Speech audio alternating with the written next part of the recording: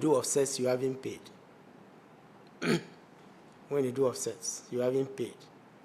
You have only done a paper or nominal reduction, of the deficit.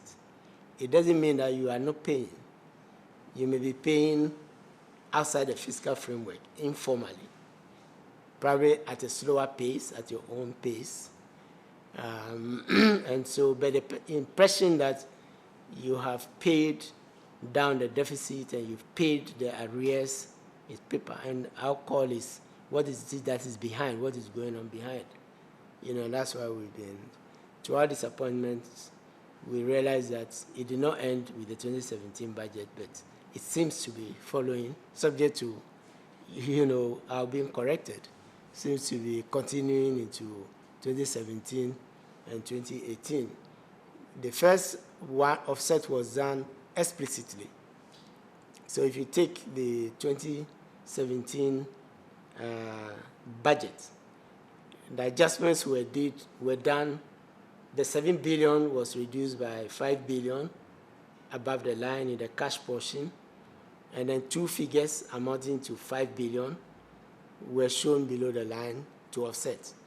So it means that even though the expenditure was shown very high, it pushed the expenditure forward. But if you push the expenditure, which is the cash item, above the line, then it means that you are showing an accrual which should be below and added to the deficit. So we started, what we have realized is that it seems that the offset is done without those lines, but still in a very subtle way,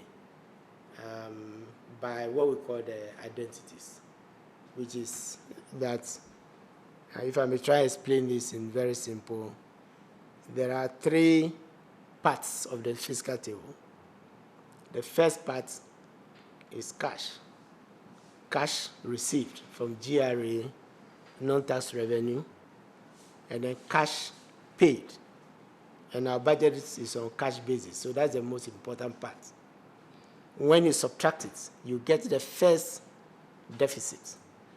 But as I explained, it's like a household. Let's use a household to illustrate it, to try and make it, easier. I get my salary of 100, but my expenditure is 150. Right? The cash I received is 100. The cash I paid out is 150. It's not magic. It means somebody financed, the 50, right? So that's on a cash basis, what you have borrowed either in the past or current year, to cushion your expenditure levels, which are higher. Okay? But apart from what you have borrowed, right, maybe